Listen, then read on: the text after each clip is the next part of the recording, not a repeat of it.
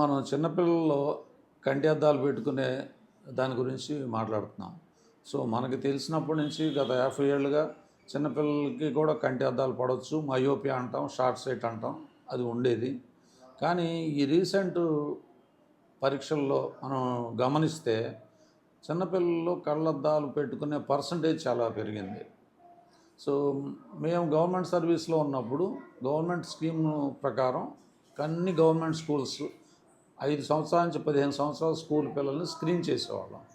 Screen చేస్తే మనకి 10-15% పిల్లలకి 5 to 15 ఇయర్స్లో స్కూల్ పిల్లల్ని స్క్రీన్ చేస్తే 10-15% పిల్లలకి అన్డిటెక్టెడ్ రిఫ్రాక్టివ్ ఎర్రర్స్, అంటే వాళ్ళకి తెలియదు వాళ్ళ కళ్ళజోడు అవసరం అనేది. మనం స్క్రీన్ చేయటం వలన వాళ్ళ కళ్ళజోడు పడినట్టు తెలిసి మా గవర్నమెంట్ ద్వారా కళ్ళజోడు సప్లై చేసేవాళ్ళం. అది అర్బన్ ఏరియాస్లో. ఇదే స్కీమ్ రూరల్ అండ్ ట్రైబల్లో చేసినప్పుడు అక్కడ ఓన్లీ 5-7% వచ్చేది. So there is a difference. రూరల్కి అర్బన్కి డిఫరెన్స్ ఉంది, అర్బన్ పీపుల్లో ఎక్కువగా ఉంది అనేది.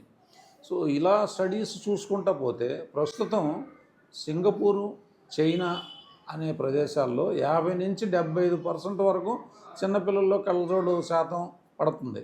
అంటే గత 2 దశాబ్దాల్లో కళ్ళజోళ్ళు పర్సంటేజ్ పెట్టుకునే వాళ్ళ పర్సంటేజ్ పెరుగుతుంది.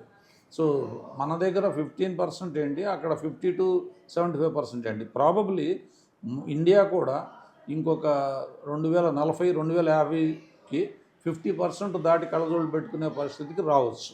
సో దీనికి సైంటిఫిక్గా స్టడీస్ చేశారు, ఎందువలన ఇది పెరుగుతుంది అనేది.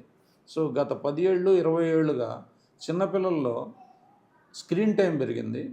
ఇండోర్ యాక్టివిటీ మాత్రమే జరుగుతుంది, అవుట్డోర్ యాక్టివిటీ అనేది మానేశారు. మనం చూస్తున్నాం గత 20 ఏళ్ళుగా ఏ స్కూల్కి కానీ కాలేజీకి కానీ ప్లే గ్రౌండ్ ఉండదు. అదే గదిలో అన్నీ ఆడిస్తారు. వాళ్ళకి పాఠాలన్నీ కంప్యూటర్ స్క్రీనే కాబట్టి అది చూస్తారు. గేమ్స్ కంప్యూటరే, ఇంటికి వచ్చాక మళ్ళీ వాళ్ళు ఆడుకోవటానికి కంప్యూటరే, హోంవర్క్ కంప్యూటరే. సో సెల్ ఫోన్ కానీ కంప్యూటర్ కానీ మొత్తం నియర్ వర్క్. సో సైంటిఫిక్ ఏంటంటే వాళ్ళు మరీ నియర్ వర్క్ అంటే ఎప్పుడు దగ్గరకు మాత్రమే చూస్తూ ఉండటం వలన కంట్లో నరాలు ఆ దగ్గరకు చూపించడం కోసం ఎక్స్ట్రా పనిచేసి కొన్ని మజిల్స్ కంట్రాక్షన్లో ఉండిపోతాయి. సో వాటికి రిలాక్సేషన్ అనేది జరగదు. రిలాక్సేషన్ ఎప్పుడు జరుగుతుంది, దూరం చూపు ఎక్కువ చూస్తానంటే. ఈ లైఫ్ అంతా ఈ గదిలోనే దగ్గర చూపు మాత్రమే చూస్తున్నప్పుడు దూరం చూపు చూసే అవకాశం లేదు, వాళ్ళ మజిల్స్ రిలాక్స్ అవ్వవు. ఈ కంటిన్యూస్గా కంట్రాక్షన్లో ఉండే మజిల్స్ వలన మయోపియా ఇంకా పెరుగుతూ ఉంటుంది. నార్మల్ పర్సన్స్కి కూడా మయోపియా అనేది వచ్చే అవకాశం ఉంది. మామూలుగా జెనెటిక్గా ప్రిడిస్పోజ్ ఉన్న వాళ్ళకే మయోపియా వచ్చేది అనేది ఇన్నాళ్ళు స్టడీస్. కానీ ఇప్పుడు నియర్ విజన్ ఎక్కువ చేస్తూ ఉండటం వలన వాళ్ళకు కూడా మయోపియా త్వరగా వచ్చే అవకాశం ఉంది, అది పెరిగే అవకాశం ఉంది అనేది సైంటిఫిక్గా కూడా ప్రూవ్ అయింది. కాబట్టి ఈ స్క్రీన్ టైం తగ్గించుకోవటం, గదుల్లో మాత్రమే విద్యా విధానం కాకుండా గది బయట కూడా విద్యా విధానం. అంటే వాళ్ళకి డైలీ 1 అవర్ స్పోర్ట్స్ ఉండాలి, ఆ స్పోర్ట్స్లో అవుట్డోర్ గేమ్స్ ఆడించాలి, నాట్ ఇండోర్. సో ఇది కంపల్సరీ చేసి పిల్లల్లో మార్పు తేకపోతే మనం రాబోయే సంవత్సరాల్లో మన ఇండియాలో కూడా 40-50% రిఫ్రాక్టివ్ ఎర్రర్స్, మయోపియా వచ్చే అవకాశం ఉంది. అందువల్ల ఇప్పుడు విదేశాల్లో చైనా, జపాను, సింగపూర్ లాంటి కంట్రీస్లో స్కూల్స్లో కంపల్సరీగా రూల్స్ పెట్టారు. వారంలో కనీసం 2-3 రోజులు అవుట్డోర్ గేమ్స్, అవుట్డోర్ యాక్టివిటీ ఉండేట కంపల్షన్, బై రూల్ కంపల్షన్ చేయటం వలన వాళ్ళు అలా చేస్తున్నారు. వాళ్ళలో కొంత ఫలితం కనిపించింది. కాబట్టి ఇది మనం తగ్గించుకోవాలంటే వీలైనంత వరకు ఇండోర్ యాక్టివిటీ నుంచి అవుట్డోర్ యాక్టివిటీకి పిల్లల్ని షిఫ్ట్ చేయటం.